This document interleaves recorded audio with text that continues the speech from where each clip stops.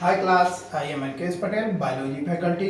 तो आज बेटा हम बात करेंगे इंडोप्लाज्मिक रेटिकुलम के कुछ पार्ट रह गए थे, किसी कारणवश वीडियो बीच में रुक गया था, तो हम उसको आज पूरा करेंगे। तो हमारा आज का टॉपिक जो है बेटा वो क्या है, इंडोप्लाज्मिक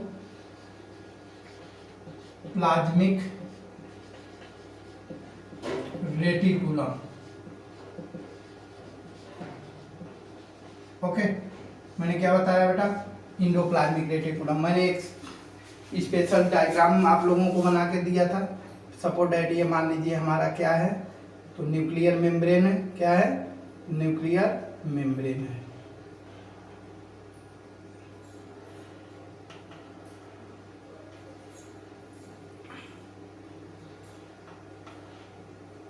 ये न्यूक्लियर मेम्ब्रेन, और न्यूक्लियर मेम्ब्रेन के ऊपर मैंने बताया था कि ऐसे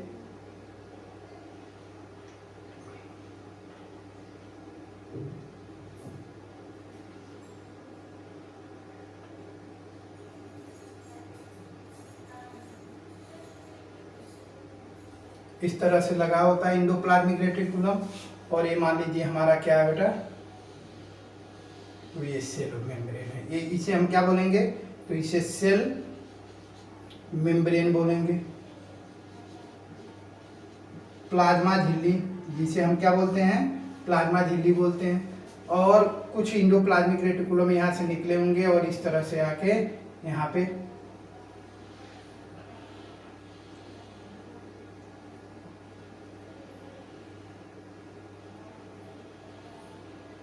इस तरह से ऐसे लगे रहते हैं, ठीक है।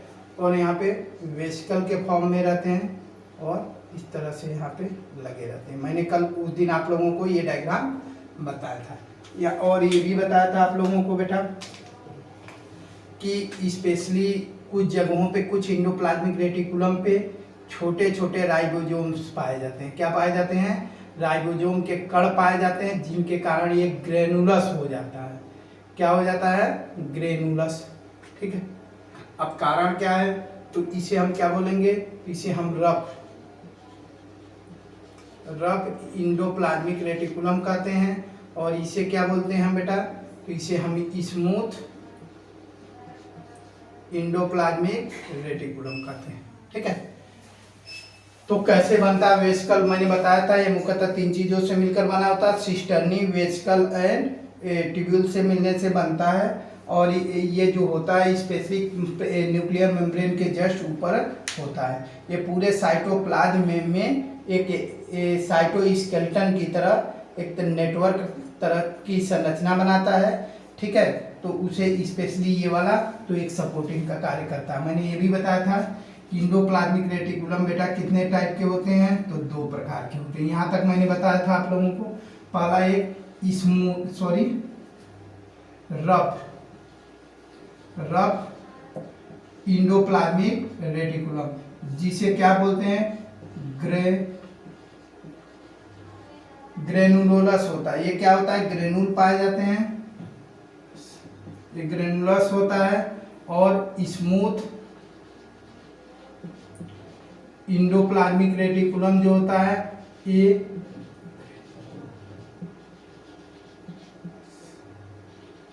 ग्रेनुलस होता है, ठीक है।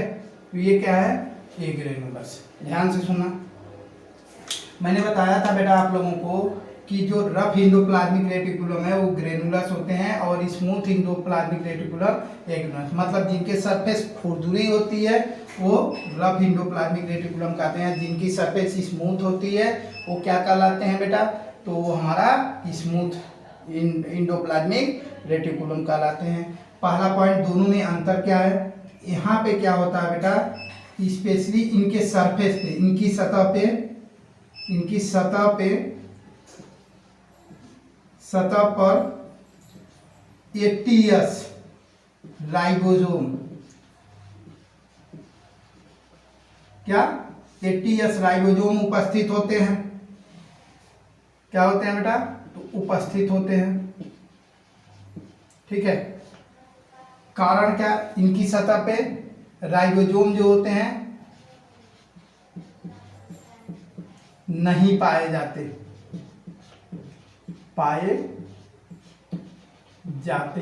तो अगर ये नहीं पाए जाते हैं, इसी कारण ये स्मूथ है और इसी कारण ये क्या है बेटा, रफ है। अब क्यों यहाँ पाए जाते हैं, क्यों यहाँ नहीं पाए जाते हैं? यहाँ पाए जाने का मतलब ये है कि जो रफ इंडोप्लाज्मिक रेटिकुलम है उनके ऊपर ग्लाइकोप्रोटीन, इनके ऊपर जो होती है रफ इंडोप्लाज्मिक रेटिकुलम के ऊपर ग्लाइको प्रोटीन की बनी हुई क्या, राइबोफ्लोविन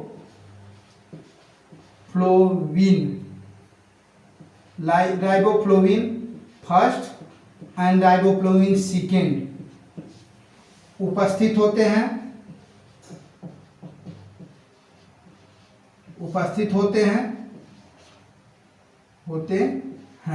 जिनकी सहायता से क्या होता है, राइबोसोम इस पे चिपक जाता है। यहाँ पे राइबोसोम चिपक जाता है, यहाँ पे क्या, तो राइबोफ्लोविन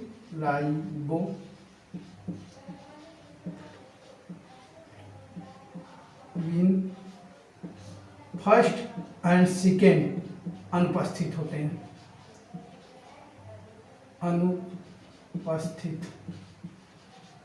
तो यहाँ पे अनुपस्थित है और यहाँ पे उपस्थित है। इनके कारण ही क्या है बेटा कि ये राइबोसोम चिपके होते हैं यहाँ पे। अब इनका मुख्यतः इसकी संरचना जो होती है वो स्टेबल होती है। क्या होती है, स्टेबल होती है। क्यों, क्योंकि इसकी, और ये क्या होती है, लेस स्टेबल होती है। तो इनकी संरचना जो होती है स्टेबल होती है, स्टेबल स्ट्रक्चर होता है। स्टेबल स्ट्रक्चर होने का कारण ये सिस्टर्नी से बने होते हैं और एक के ऊपर एक जुड़े होते हैं। ये लेस स्टेबल होते हैं।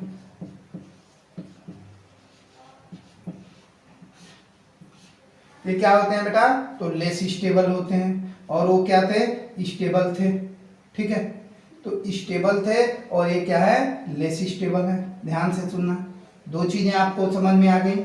अब ये किससे बने होते हैं, इनका निर्माण जो होता है बेटा वो सिस्टर्नी से। किससे, सिस्टर्नी। कुछ मात्रा में वेसिकल भी उपस्थित होते हैं और इनका निर्माण देखिए, ब्रांचे हैं। अब ब्रांच किस में था, ट्यूब्यूल में था।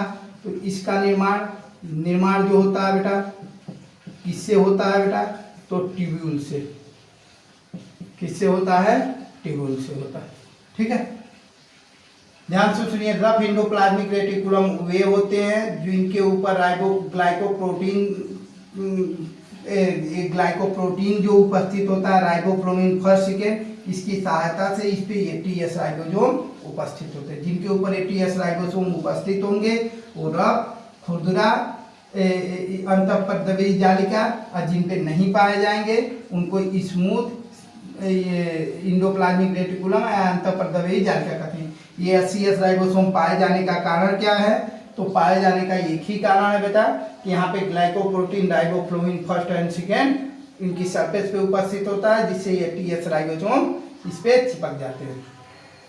ये मोर स्टेबल होते हैं क्योंकि एक दूसरे से जुड़े हो गए। ये लेस स्टेबल होते हैं। इनका निर्माण किससे होता है, सिस्टर्नी से, और इनका निर्माण किससे होता है, मुख्यतः ट्यूब्यूल से होता है।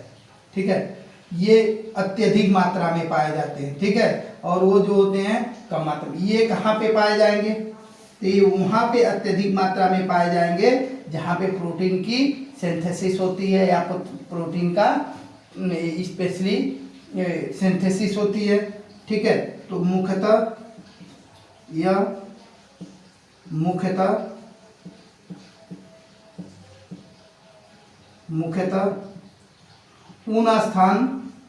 उन स्थानों पे पाए जाएंगे जहां पे प्रोटीन की सिंथेसिस होगी। तो मतलब लीवर एंड पैनक्रियाज। तो लीवर और पैनक्रियाज में ये वहां पे पाए जाएंगे जहां पे लिपिड की सिंथेसिस होगी। तो लिपिड की सिंथेसिस कहाँ होगी बेटा, तो लिपिड पहला तो एडीपोज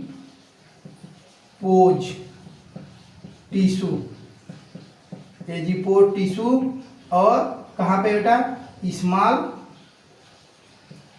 इंटेस्टाइन और भी होते हैं।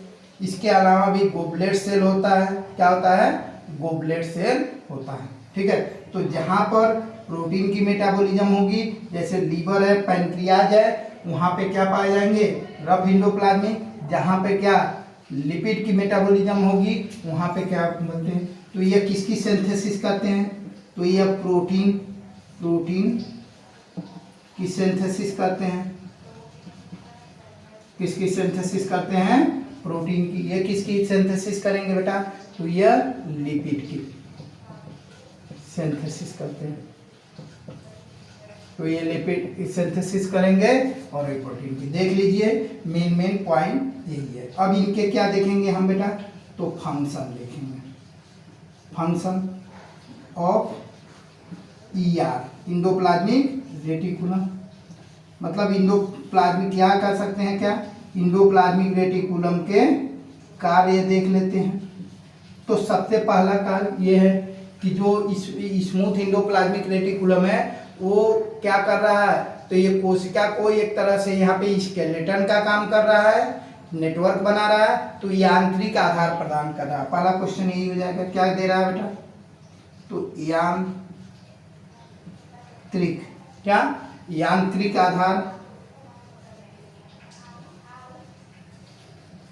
आधार प्रदान करता है, दान क्या कर रहा है बेटा, यांत्रिक कर रहा है। और क्या कर रहा है बेटा, अंतःकोश की विनिमय कर रहा है। दूसरा अंतःकोश की विनिमय, मतलब इंग्लिश में कहा जाए तो इंटरसेलुलर एक्सचेंज कर रहा है। और क्या कर रहा है बेटा, तो नेक्स्ट देख लेते हैं। नेक्स्ट हमारा थर्ड वर्क है कि रफ इंडोप्लाज्मिक जो होता है वो प्रोटीन सिंथेसिस या प्रोटीन की सिंथेसिस में मदद करता है। फोर्थ पॉइंट अगर देखा जाए तो स्मूथ इंडोप्लाज्मिक रेटिकुलम लिपिड की सिंथेसिस में क्या करता है, मदद करता है। और क्या करता है बेटा, सेलुलर मेटाबॉलिज्म क्या करता है बेटा, तो पांचवा क्या होता है, सेलुलर मेटाबॉलिज्म क्या करता है, सेलुलर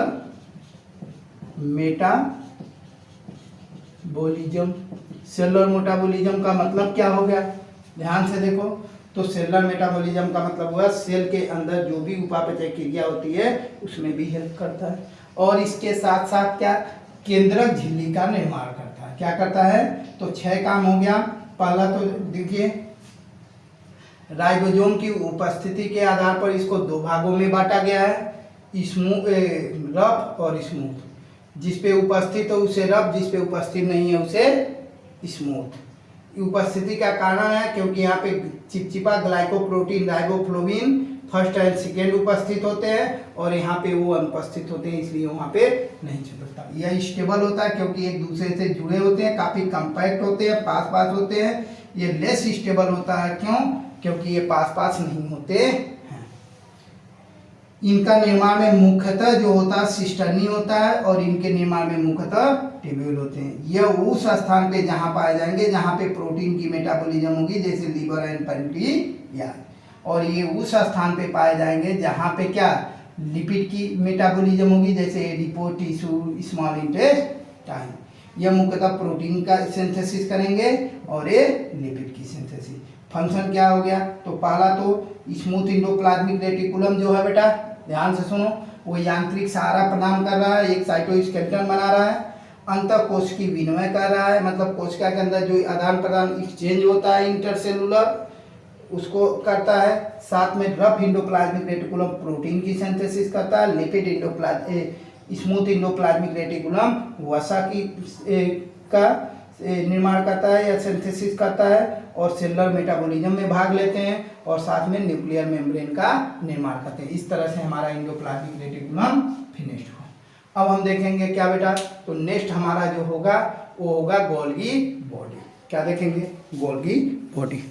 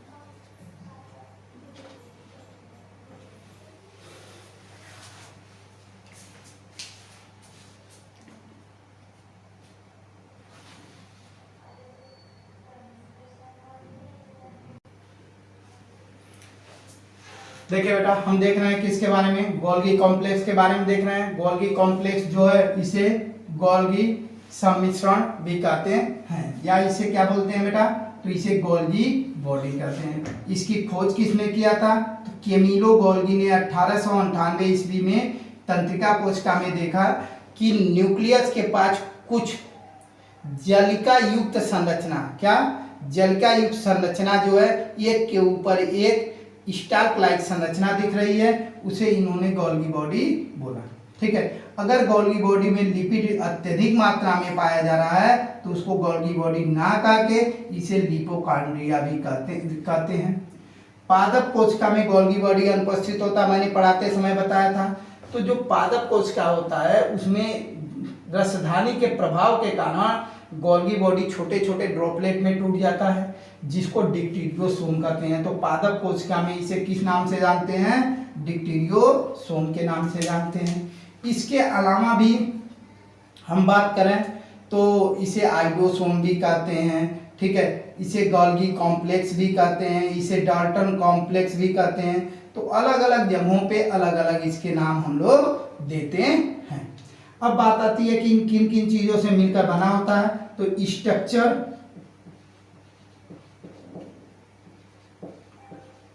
ऑफ गोल्गी बॉडी,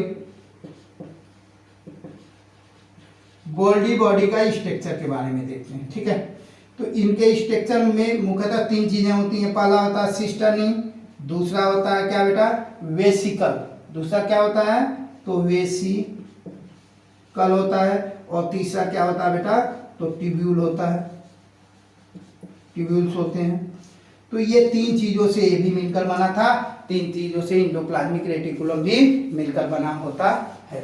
जैसे ही मान लीजिए यहाँ से कोई पदार्थ आया और ये पकड़ कैच किए, और कैच करने के बाद इनकी जो संरचना होती है बेटा कुछ ऐसी होती है।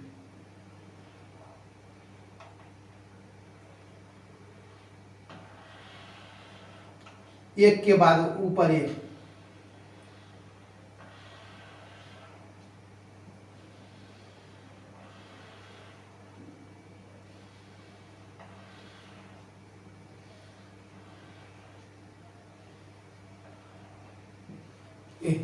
इस तरह से होती है। ध्यान से देखें, ये क्या हमारा दिख रहा है बेटा, तो ये गोल्गी बॉडी की संरचना हम बता रहे हैं आप लोगों को। बाकी तो ये एंडोप्लाज्मिक रेटिकुलम है जो स्मूथ है और रफ है। अब होता क्या है कि ये देखिए फेस, सबसे पहले तो यहाँ क्वेश्चन आता है फेस के बारे में पूछता है। देखिए ये धंसा हुआ है तो इसको क्या बोलेंगे, इसे हम बोल सकते हैं क्या बेटा, कॉन्वेक्स।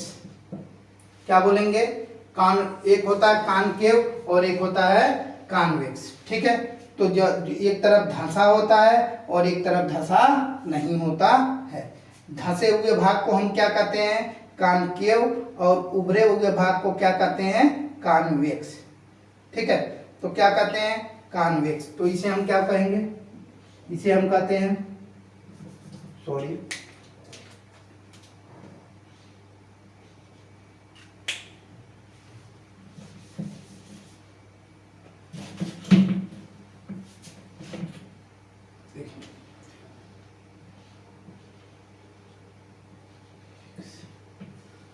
कॉन्वेक्स फेस बोलते हैं। ठीक है, पहला तो हमें पॉइंट मिल गया कॉन्वेक्स, क्योंकि धंसा हुआ है, और इधर जो है उभरा है तो ये क्या है, ये हो जाएगा कॉनकेव। केव, धंसा हुआ भाग को हम क्या कहते हैं, कॉनकेव, और ऊपरे उभरा हुआ भाग को कॉन्वेक्स कहते हैं। ठीक है, क्या कहते हैं, कॉन्वेक्स कहते हैं। ध्यान से सुनिए, तो पहला पॉइंट हो गया कॉन्वेक्स फेस, और ये क्या हो गया, सॉरी कॉनकेव फेस हो गया, और कॉन्वेक्स फेस हो गया। ठीक है, ध्यान से देखना, कॉनकेव और कॉनकेव। ठीक है, अगर बात करें तो जैसे हम स्पेशली यहाँ पे बात करें हिंदी में, कॉन्वेक्स को क्या कहेंगे, तो आभासी कहते हैं, और कॉनकेव को क्या कहते हैं, तो अपसारी कहते हैं। तो इसको लिखना चाहे तो लिख लो, अपसारी, और इसे क्या बोलेंगे, अभासी। ठीक है, आभासी फेस। ठीक है, पहला पॉइंट हमें मिल गया। दूसरा पॉइंट ध्यान से देखो, इनमें अगर हम ध्यान से देखेंगे बेटा तो सीस फेस और ट्रांस फेस दो फेसें होती हैं। क्या होती हैं? एक होता है सीस फेस और दूसरा क्या होता है? Trans face. ठीक है, तो जो सीस फेस या फॉर्मिंग फेस कहते हैं और एक को क्या बोलेंगे? ट्रांस फेस या मैच्योरिंग फेस कहते हैं। तो इस वाले से ही बनना चालू कहाँ से हो रहा है? यहाँ से। ठीक है, क्या यहाँ से हो रहा है? नीचे से हो रहा है। तो इसे हम क्या बोलेंगे? ध्यान से देखेंगे बेटा। अब यहाँ पे थोड़ी सी भी गड़बड़ी हुई तो आपका पूरा का पूरा सिस्टम नहीं समझ में आएगा। देखिए, अब इसे बोलेंगे सीस फेस। पहला तो क्या हो गया? कॉन्वेक्स हो गया। दूसरा इसे क्या बोलेंगे बेटा? तो इसे सीस फेस बोलेंगे। क्या बोलेंगे? Cis face. ठीक है, तो इसको सीस बोलेंगे, तो इसको क्या बोलेंगे बेटा? ट्रांस फेस बोलेंगे। ठीक है, और क्या बोलेंगे इसको? तीसरा, इसको बोलते हैं फॉर्मिंग। अभी अलग करूंगा, फॉर्मिंग फेस। और इसको क्या बोलेंगे बेटा? इसको बोलेंगे मैच्योरेशन फेस।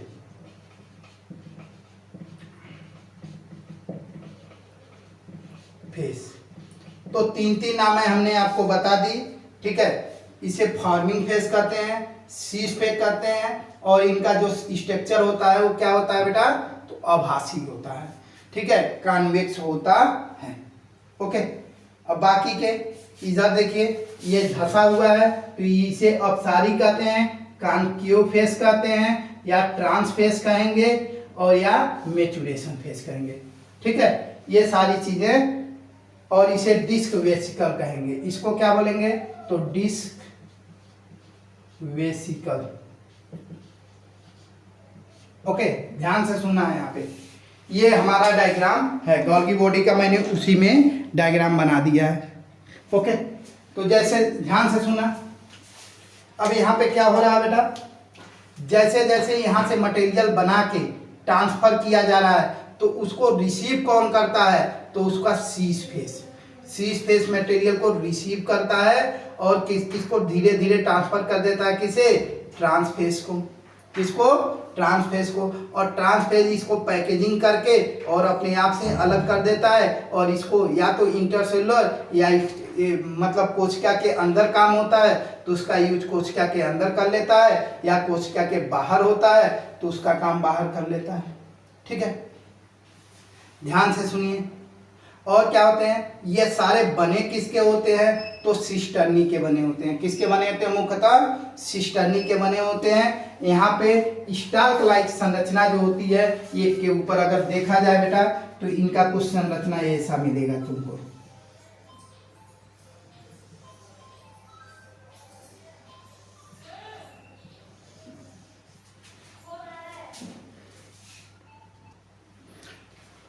अभी इसी स्ट्रक्चर को मैंने यहाँ लाया। ध्यान से देखो, इसका निर्माण किससे हो रहा है? तो वेसिकल से हो रहा है। किससे हो रहा है बेटा? स्मूथ इंडोप्लाज्मिक रेटिकुलम की तरह यह डिस्क लाइक संरचना नलिका युक्त होती है, ये स्टाल्क बनाती है। ठीक है, इनका व्यास जो होता है वो स्पेशली कितना होता है?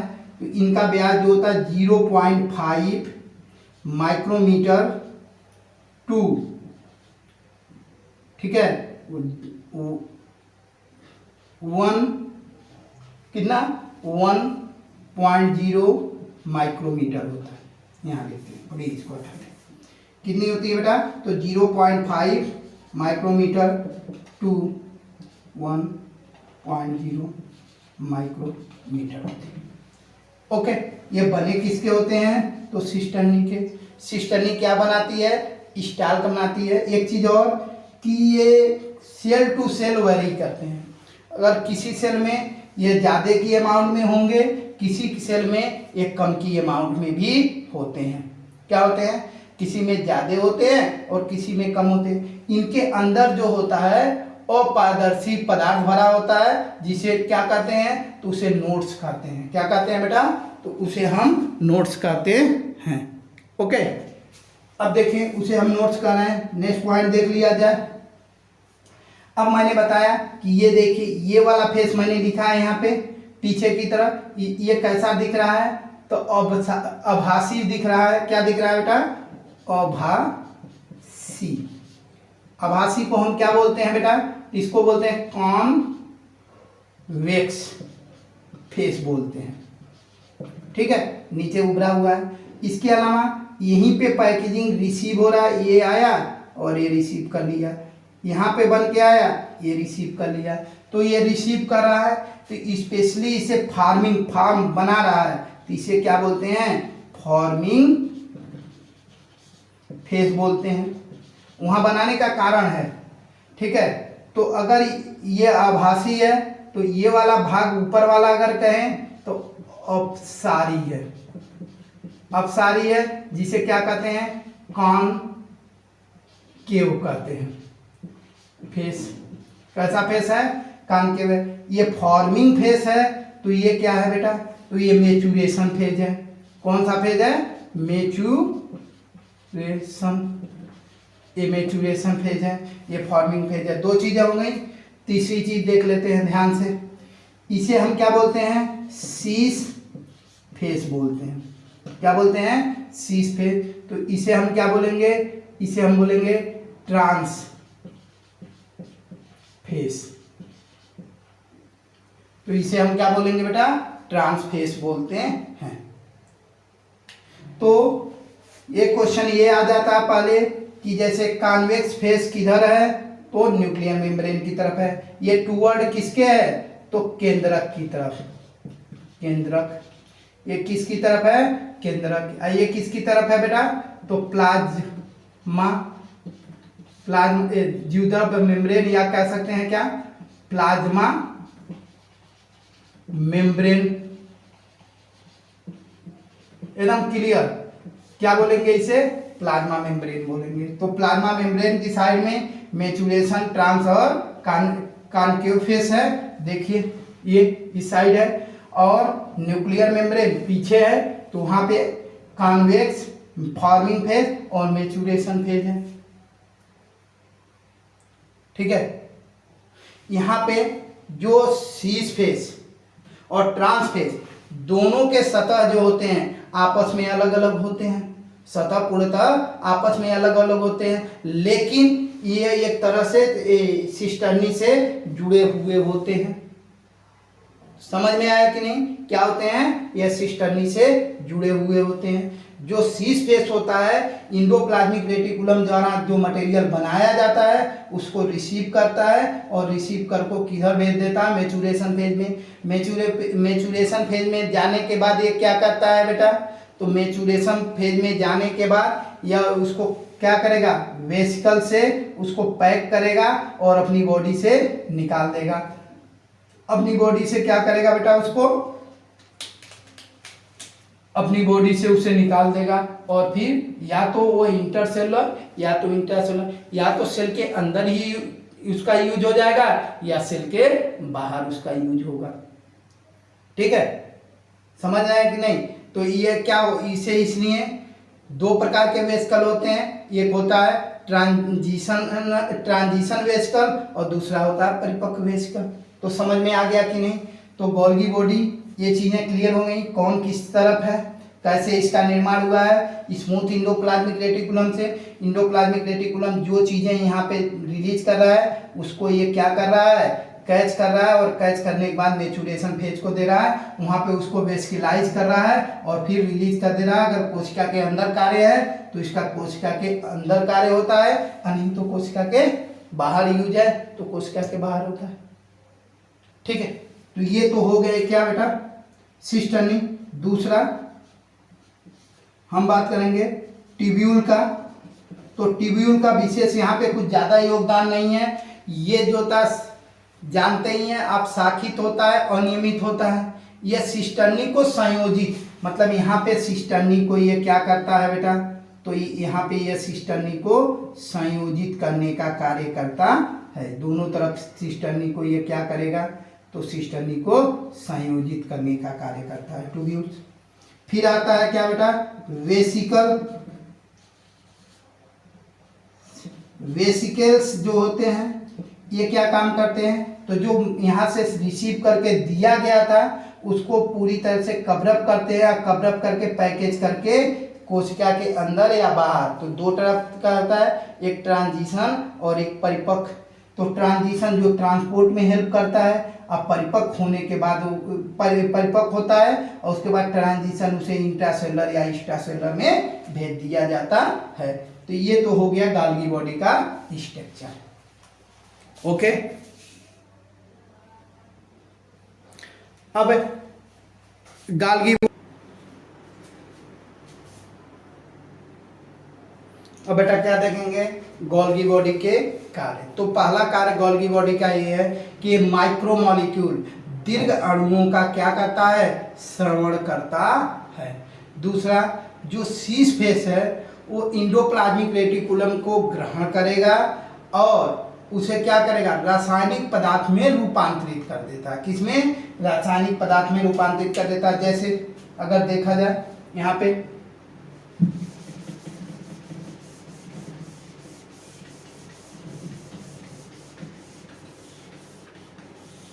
देखिए, अगर मैंने क्या बोला, इसका मेन कार्य जो है वो है बेटा सिक्रीशन। मेन कार्य इसका क्या है बेटा, तो सिक्रीशन।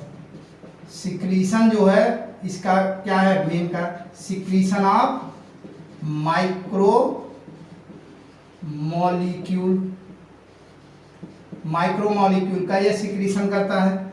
ठीक है, माइक्रोमोलिक्यूल का सिक्रीशन श्रवण करता है। दूसरा ये क्या करता है, शीश फेज जो होता है वो इंडोप्लाज्मिक रेटिकुलम को ग्रहण कर, पदार्थ जो बनाते हैं उसको ग्रहण करता है और तीसरा कार्य उसका रासायनिक पदार्थ का रूपांतरण कर देता है, उसको रासायनिक पदार्थ में रूपांतरण कर देता है। जिसे मान लीजिए अगर ग्लाइकोप्रोटीन, हमें ग्लाइकोप्रोटीन जब मिलता है तो किस प्रोसेस के द्वारा मिलता है, तो ग्लाइकोसाइलेशन प्रोसेस के द्वारा। किसके द्वारा,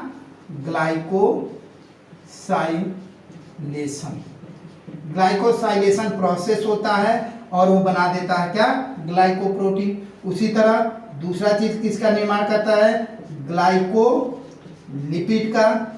और ग्लाइकोलिपिड किसके कैसे बनाता है, तो ग्लाइकोसाइडेशन। क्या, ग्लाइकोसाइडेशन मतलब ग्लाइकोसाइलेशन के थ्रू ग्लाइकोप्रोटीन बनाएगा और ग्लाइकोसाइडेशन के थ्रू ग्लाइकोलिपिड का निर्माण कर देता है। और क्या करेगा, निर्माण करने के बाद यह रूपांतरित पदार्थ को वेसिकल में पैक कर देता है। वेसिकल में क्या करेगा, पैक कर देगा और ट्रांसफेज द्वारा इसे बाहर भेज देता है। कहाँ भेज देता है, ट्रांसफेज द्वारा इसको बाहर भेज देता है, जिसके कारण इसे क्या बोलते हैं बेटा, तो इसे मिडिल मैन ऑफ सेल बोलते हैं। क्या बोलते हैं, तो मिडिल मैन ऑफ सेल। इसे ट्रैफिक पुलिस ऑफ सेल बोलते हैं। क्या बोलते हैं, ट्रैफिक पुलिस। और क्या करता है बेटा, तो ये लाइसोसोम का निर्माण करता है। क्या करता है, निर्माण। और क्या करता है बेटा, तो ये कोशिका भित्ति के पदार्थों को, मतलब कि जो स्पेशली बात किया जाए कि कोशिका भित्ति पदार्थ मतलब जो सेल वॉल के मैट्रिक्स का निर्माण होता है उसका सिंथेसिस गोल्गी बॉडी में ही होती है। तो ये क्या करता है बेटा, तो सेल वॉल के कोशिकी पदार्थों का सिंथेसिस करता है। सेल वॉल के